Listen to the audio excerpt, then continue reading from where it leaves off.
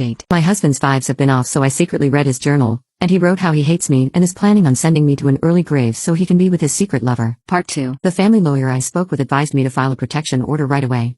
The order would ban him from all contact with me and our child, bar him from our residence, my workplace, and any other places I request. He would then have to prove to a judge that he is a fit parent to be able to see his daughter again, and then we would go to mediation to try to agree on what visitation would look like. Another wrench in this situation is that we own a business together. I have an appointment with another lawyer this week to discuss what my options are. The business was my idea, and I'm confident I can run it without him, and I want to, but he's put a lot of time into it, and it's the main source of income for both of us right now. It's a good moneymaker, and I'm worried he'd fight me tooth and nail on this. We take turns going in, so I went as usual on Saturday, with a friend on standby for my own safety.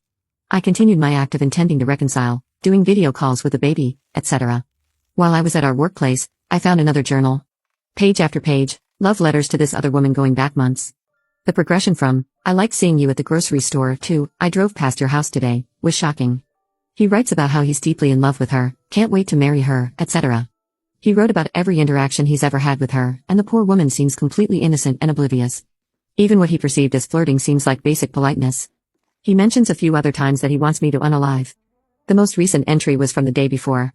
He writes to her that he thinks I might be breaking up with him, but that's fine because he never liked me that much anyway. If he's upset about anything, it's just about losing the house and how the breakup will be perceived by our friends and community.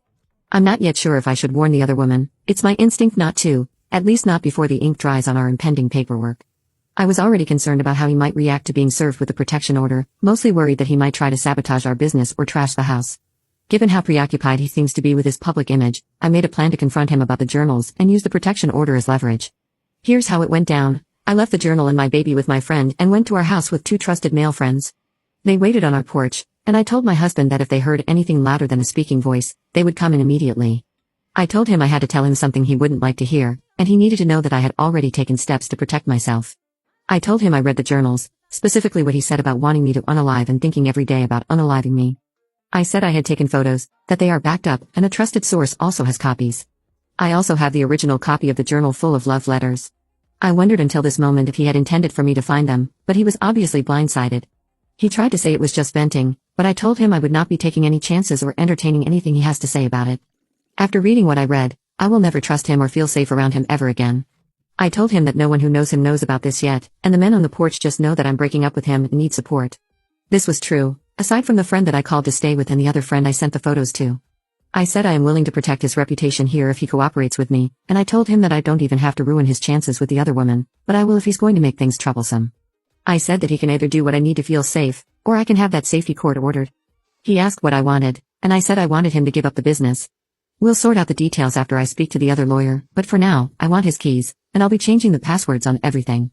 He didn't put up any kind of fight, he didn't want to hear anything about what it would look like to go through the courts, he didn't ask about our baby. He just calmly got up and got the keys and asked if I wanted anything else. I told him that any communication with me should be about separation logistics only, like arranging a time for me to collect the rest of my things. Since then, he has been blowing up my phone, saying I know his heart, let's walk back from the edge, let's talk to a therapist, he's sorry his words hurt me, etc.